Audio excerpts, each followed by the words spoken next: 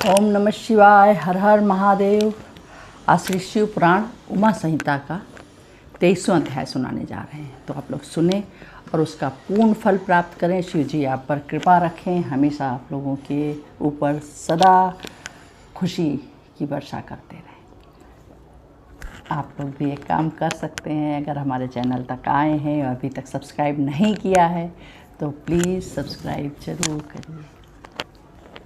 तो सुनिए 23वां अध्याय। शरीर की अपवित्रता तथा बालकपन के दुख।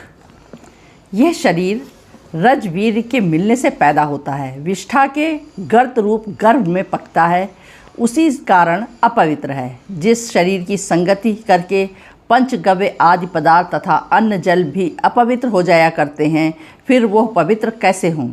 इस देह को कितने पंचगव्यों किंवा कुशाजला से पवित्र करते रहो, फिर यह भी शुद्ध कभी होने का नहीं। काली चीज़ कभी सफ़ेद नहीं होती, उसी प्रकार ये भी शुद्ध नहीं होता।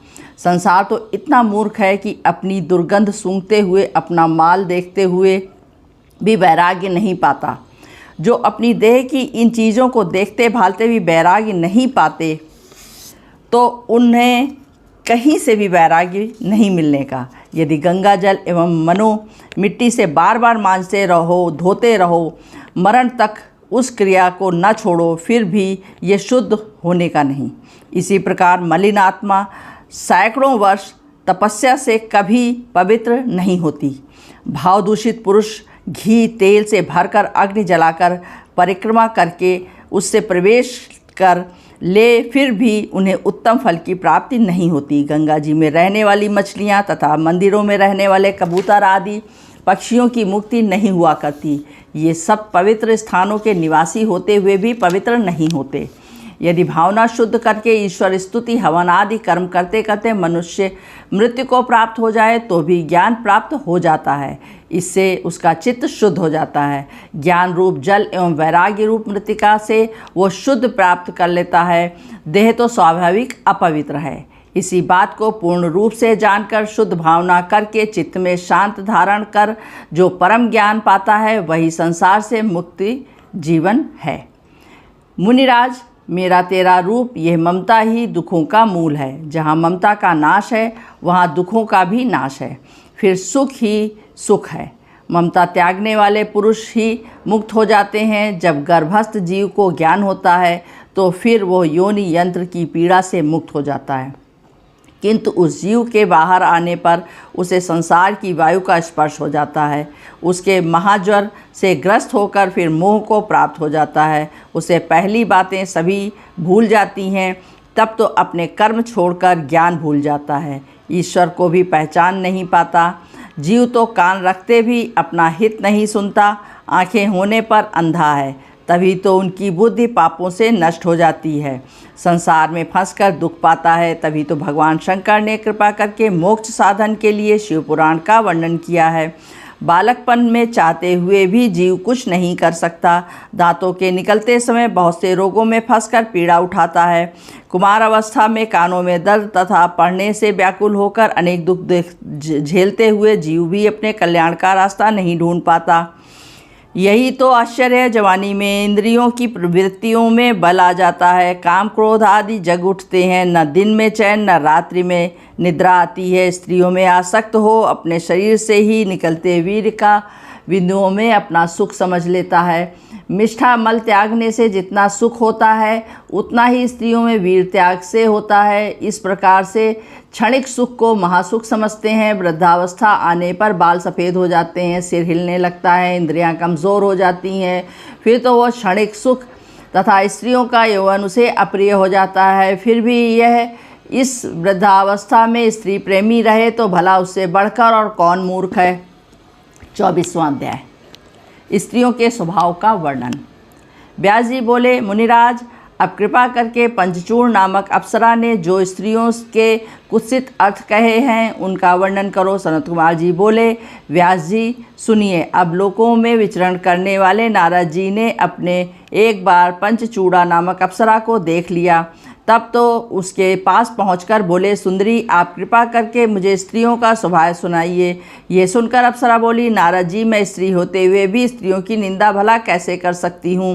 स्त्रियों के स्वभाव को तो तुम जानते हो, फिर मुझसे क्यों पूछ रहे हो। सुनकर नारद जी ने कहा, सुंदरी झूठ बोलने में तो पाप लगता है, सत्य भाषण में पाप नहीं, इसलिए जो भी सत्य हो आप कह दें। तब पंचचूड़ा स्त्रियों के दोष वर्णन करती हुई बोली, नारद जी अच्छा सुनिए, नारियों का स्वभाव बड़ा गूढ़ होता है। पवित्रता एवं कुलीन कहलाने वाली स्त्रियां भी मर्यादा में नहीं रहती, यही तो उनमें दोष है। इनसे बढ़कर संसार में और कोई भी पापी नहीं, स्त्रियां तो सब पापों की मूल हैं। स्त्रियों में सबसे बढ़कर बुराई ये है कि वे निंदित एवं पापी पुरुषों का भी सेवन कर लेती हैं। जो भी पुरुष स्त्री कामना से एक बार पास आ जाए और थोड़ा भी अपना प्यार तथा सेवा भाव दिखा दे तो बस स्त्रियां उसी की हैं। भय से धमकाने से धन में भी से कभी मर्यादा में स्थिर नहीं रहता। जवानी में आभूषण चाहने वाली, फैशन करने वाली व्यभिचारिणी स्त्रियां, कुसंगीत पढ़कर कुलीन एवं अच्छी स्त्रियां भी बिगड़ जाती हैं। चंचल स्वभाव की तथा बुरी चेष्टा वाली स्त्रियां बड़े बड़े विद्वानों समझदारों को भी धूल में मिला देती हैं। प्राणियों को मारने में जैसा काल कभी संतुष्ट नहीं होता, उसी प्रकार स्त्रियां पुरुषों से कभी तृप्त नहीं होती। नारद जी, स्त्रियों में तो सबसे गूढ़ बात यह है कि परपुरुष को देखते ही उनमें बुद्धि का विकार हो जाता है, जिससे कारण वे पाप प्रवृत्त हो जाती हैं। तभी तो कामना करने वाले धनदाता, मान तथा शांतिदाता, रक्षक रहने वाले अपने पति का विचार भी वे नहीं करती। आभूषण, धन आदि किसी भी परम सुख नहीं मानती, केवल रति विलास को ही सुख मानती हैं। यमराज, मृत्यु, पाताल, वर्ण, वानर, क्षुरधारा, विष, सर्प, अग्नि आदि समस्त इकट्ठे होकर भी स्त्रियों से समता नहीं कर सकते। स्त्रियां इनसे भी महादारुण होती हैं। नारद जी, ब्रह्मा जी ने 5 महाभूतों की रचना की, संपूर्ण लोक रच डाले, स्त्री पुरुषों की रचना की, अन्य प्राणियों में गुण भी रचे, किंतु स्त्रियों में तो दोष भर दिए। श्री सनत कुमार जी बोले, व्यास जी, इस प्रकार पंचचूड़ा से स्त्रियों के विषय में सत्य वचन सुनकर नारद जी को स्त्रियों से वैराग्य हो गया। अब 25वां अध्याय, काल का ज्ञान वर्णन। व्यास जी बोले, सनत कुमार जी अब आप कृपा करके काल का ज्ञान सुनाइए। तब सनत कुमार जी कहते हैं कि यही बात एक बार श्री पार्वती जी ने श्री महादेव जी से पूछी थी। देवी ने कहा कि मैंने विधि पूर्वक मंत्रों का पूजन तो सुन लिया है, अब कृपा करके मुझे काल चक्र में जो भ्रम चली आ रही है उस संशय को निवारण करें। शिव जी बोले, हे कल्याणी, मैं उस शास्त्र को सुनाता हूँ कि जिससे विद्वान लोग काल का ज्ञान मानते हैं। सुनिए, मृत्यु काल का ज्ञान इस प्रकार होता है, जब अचानक ही शरीर पीला पड़ जाए और ऊपरी भाग में लालिमा आ जाए तो 6 महीने के अंदर मृत्यु हो जाती है। जब जिह्वा, मुख, कान, आंखें स्तब्ध हो जाएं तो 6 महीने के भीतर मौत समझो। जो लोगों का कोलाहल भी न सुन सके ऐसे भी 6 महीने के भीतर मर जाते हैं। एवं जो सूर्य, चंद्र, अग्नि न देख सकें, अन्य सभी वस्त्रों को काला काला देखें, उसे भी 6 महीने के अंदर का अतिथि जानो। जिसका बायां हाथ 7 दिन तक फड़फड़ाता रहे वो 1 महीना भर जीवित रहता है। जिसका शरीर कांपता रहे, तालु सूखा रहे, वो भी 1 महीने तक जीवित रहता है। जिसकी नाक बहती रहे, मुख तथा कंठ सूख जाए, वो 6 महीने जीवित रहता है। इसी प्रकार जिह्वा मोटी हो जाए, दांत भीगे रहें, वो भी 6 महीने का अतिथि है। जिसको जल, तेल, घी एवं दर्पण में अपना प्रतिबिंब दिखाई न दे अथवा बिगड़ा हुआ दिखाई दे, वो 6 महीने तक जीवित रहता है। जो मनुष्य अपनी छाया को मस्तक के बिना देखे अथवा छाया भी दिखाई न दे, 1 महीने तक भी नहीं जी सकता। ध्रुवमंडल को न देख सकने वाला मनुष्य 6 महीने तक जीता रहता है। जिसे सूर्य, चंद्र मंडल की किरण तक ना दिखाई दे, उसकी 1 पक्ष की शेष आयु है। और जो अरुंधति का तारा, महायान, चंद्र और तारागण नहीं देख सकता, उसकी आयु 1 महीने की है।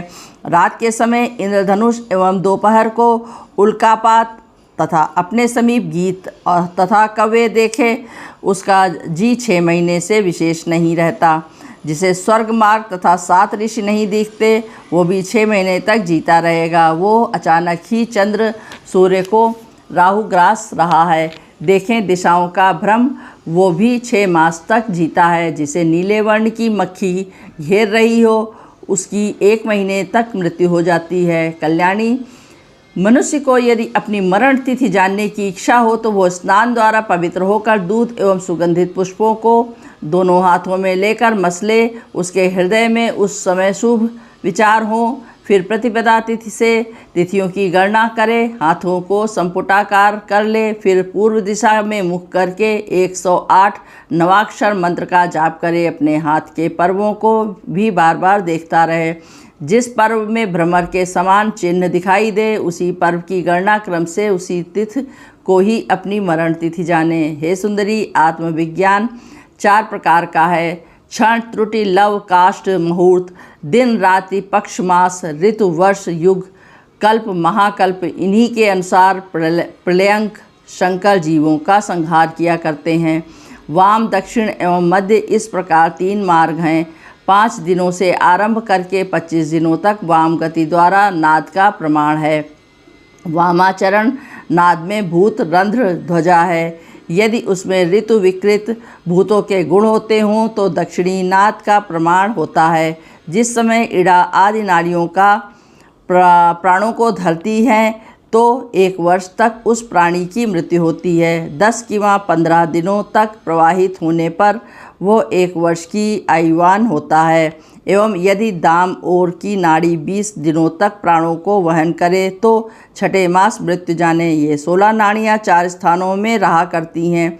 उनका प्रमाण ये है कि 6 दिनों की संख्या से आरंभ करके यथाविधान इसके अंतस्थ बाएं रंध्र प्राणों का प्रकाश होता है। यदि 6 दिन पर्यंत नाद चढ़ता हो तो 2 साल 8 दिनों तक पुरुष जीता है। यदि 17 दिन पर्यंत हो तो 1 साल 7 महीने 6 दिन उसकी आयु है।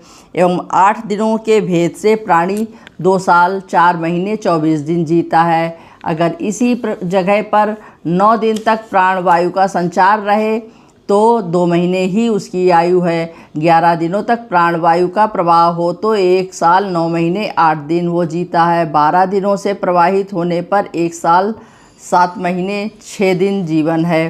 13 दिनों तक नाड़ी चलने पर 1 साल 4 महीने की आयु है। 14 दिन हो तो 1 साल 6 महीने 24 दिन की आयु है। 15 दिन तक हो तो 9 महीने 24 दिन जानो। 16 दिन का प्रवाह हो तो 10 महीने 24 दिन की आयु है। हे सुंदरी, कालज्ञानी पुरुषों का इस प्रकार का कथन है: 18 दिन तक प्राणवायु वाम होकर चले तो 8 महीने 12 दिन की उसकी अवधि है। 23 दिनों तक वाम होकर चलें तो 24 दिन की, और 24 दिन का प्रवाह हो तो 3 महीने की आयु अवधि है। इसमें 18 दिन विशेष कहे हैं। हे कल्याणी, ये तो मैं वाम संचार कहा है। अब दक्षिण संचार सुनिए। यदि 28 दिन पर्यंत दक्षिण की ओर से वायु का संचार हो तो उसकी आयु केवल 15 दिन की है। 10 दिन चलता रहे तो 10 दिन के प्रवाह से केवल 3 दिन में मृत्यु हो जाती है। 32 दिन के संचार से 2 दिन की आयु है। ये सब दक्षिण की ओर से संचार का फल सुना दिया। अब आपसे मध्यस्थ का प्रकार कहता हूँ, सुनिए। जब पवन का प्रवाह मुँह के एक ही हिस्से में दौड़ता अनुभव में आए तो उसकी मौत एक ही दिन में हो जाती है। हे कल्याणी, उस प्रकार से नष्ट आयु पुरुषों के लिए काल ज्ञानियों ने काल चक्र का वर्णन किया है। इस प्रकार 25 अध्याय संपन्न हुए। अब आपको हम मिलेंगे 26वें अध्याय और उसके आगे। तब तक आप लोग अपना ध्यान रखें, सुखी व प्रसन्न रहें, मुझे इसी तरह प्यार देते रहें, सब्सक्राइब करते रहें। हर हर महादेव। ओम नमः शिवाय, ओम नमः शिवाय, ओम नमः शिवाय।